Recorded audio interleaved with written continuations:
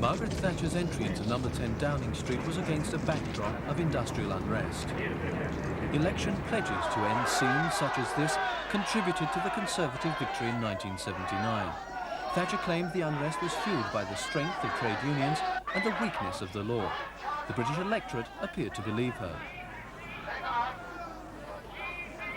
The union movement had had a bad press both at home and abroad. The country was stigmatised as being riddled with the British disease, economically crippled by strikes and in the thrall of union militants. Labour governments were accused by the right of buckling under union pressure and by the left of betraying the interests of the working class.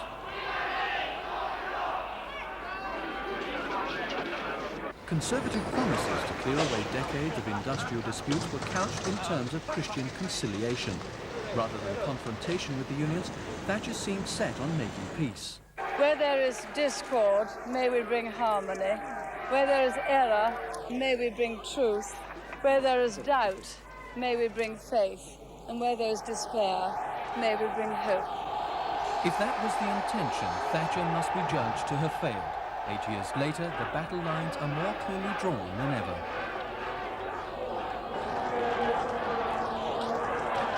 The government's election manifesto had been less ambiguous. Thatcher wished to crush the unions. By '84, the Conservatives were ready to take on the traditional vanguard of union might, the miners. Corporal Chief Ian MacGregor was pitched against miners leader Arthur Scargill. The fight was on. Our sales are the controlling factor in this business. We just can't continue to produce coal and stack it up in order to please all of the people who want to continue to produce coal without a market.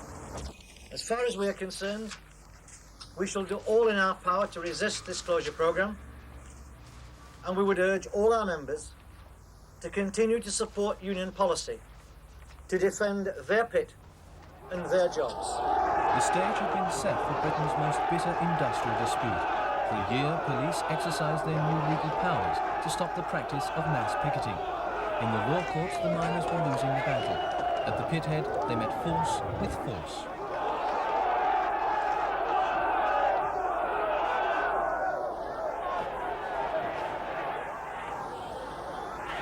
But ultimately, the police and the government had the upper hand. Gradually, some miners returned to work. The strikers and their relatives were unforgiving. The acrimony was deep, and the divisions in the mining communities have yet to heal.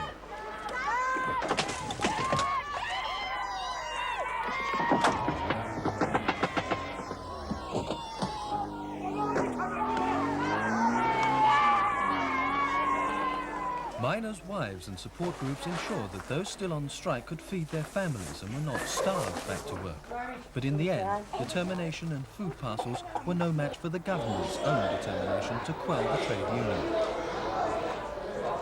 The miners had no alternative. Although still defiant in spirit and marching back unbowed, they had definitely been beaten.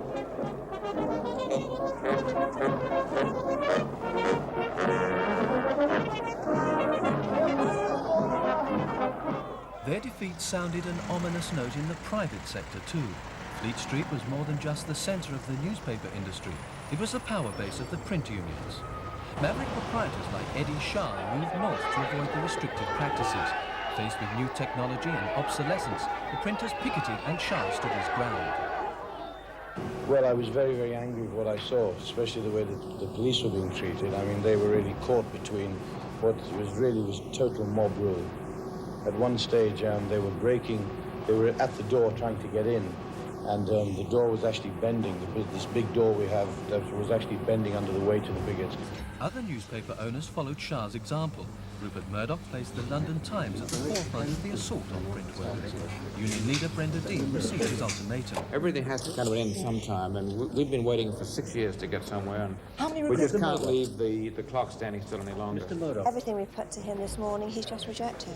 Murdoch sacked his print force, employed electricians to operate the new machinery, and moved his newspaper plant to a well-fortified site in East London's Wapping. As well as barbed wire, unions had to deal with editorial enthusiasm for the new production methods. Basically, it's faster to produce the paper, and that means we have later deadlines, and that means that immediately we can pass on the benefits to the readers.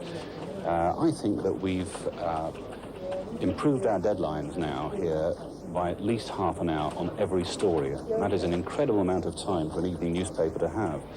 Printers might have come to terms with new technology if union legislation had not ensured newspaper owners had no need to strike bargains. Few could deny that the old way of typesetting was outdated, but whereas proprietors would once have had to negotiate changes with the unions, the Conservative labour laws now allow them to act unilaterally.